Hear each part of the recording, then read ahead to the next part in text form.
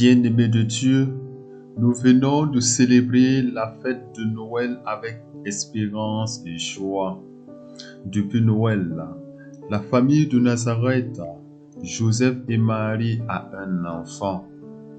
L'Église nous propose en ce jour de célébrer la communauté formée par ces trois personnes, réunies par le sang et l'esprit. Elle nous montre un modèle de famille à la fois de toute la vie familiale et la vie en équipe. En la fête de la Sainte Famille, la liturgie nous plonge dans la méditation du récit de la fuite en Égypte. Les rois mages sont venus adorer l'enfant Jésus et lui ont offert des présents et ils viennent de repartir dans leur pays.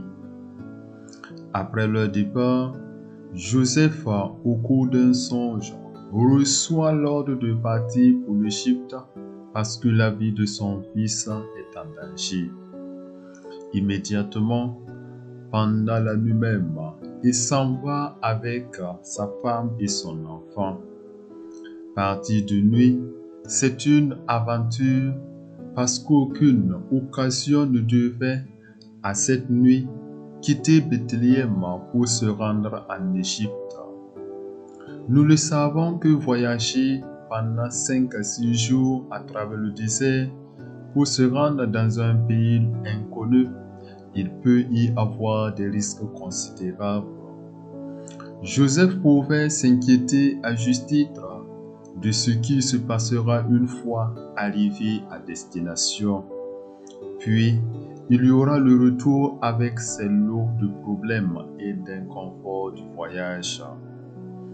Avec la fête de la Sainte Famille, Dieu nous invite simplement à avoir foi en lui et de lui rester fidèle malgré les soucis en famille et dans nos milieux de vie.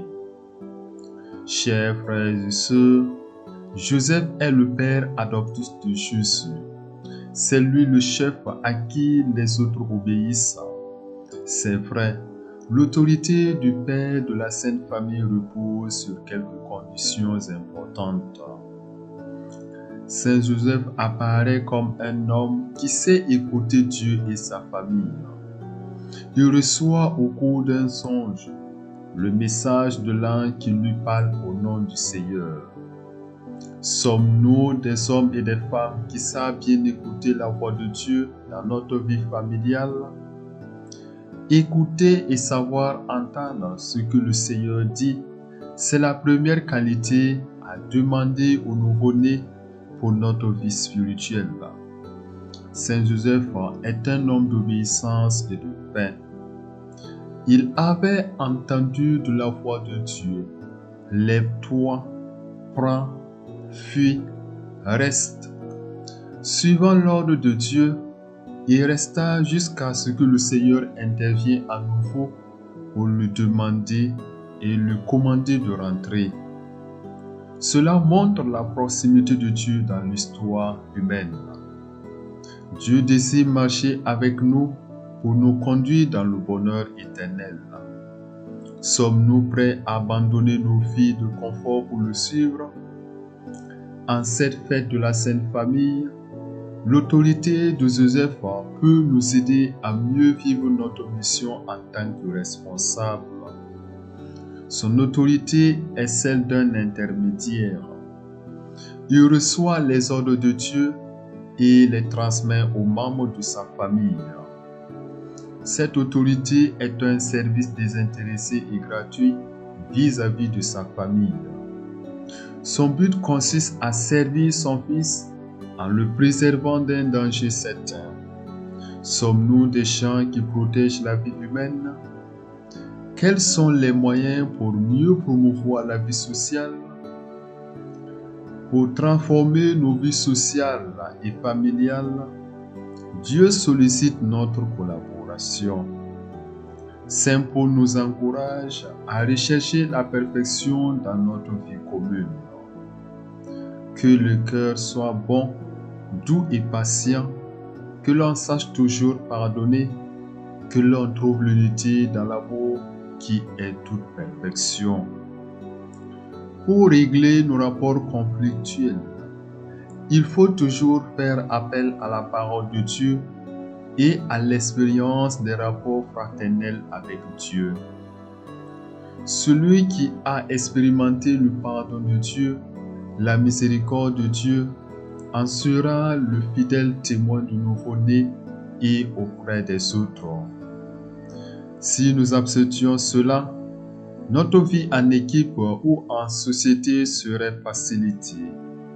Nous n'irions pas chercher des réponses ailleurs à tous nos conflits, mais nous appliquerons les réponses de Dieu avec tout l'amour dont est capable celui qui ne veut qu'obéir à Dieu et se garde de dominer qui que ce soit. Dans la vie en famille, la femme doit être soumise à son mari, nous dit Saint Paul. Suis-je une femme soumise et respectueuse en famille? Dans le couple, le mari doit aimer sa femme comme le Christ a aimé l'Église. Les enfants doivent jouer leur rôle en famille pour une vie familiale heureuse. Que les enfants écoutent en toutes choses leurs parents et leurs encadreurs pour une meilleure conduite en famille et en société. Avec la célébration de la Sainte Famille, nous sommes tous renvoyés à nous-mêmes.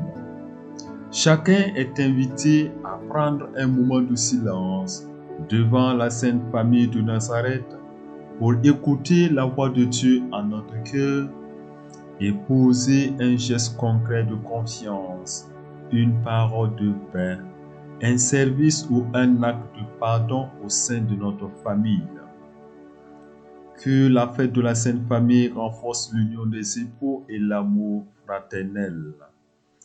Que la prière des saints innocents accompagne tous les parents qui souffrent à cause de leurs enfants et tous les enfants qui souffrent à cause de leurs parents. Que le nouveau-né nous aide à bâtir de solides familles dans notre monde. Amen.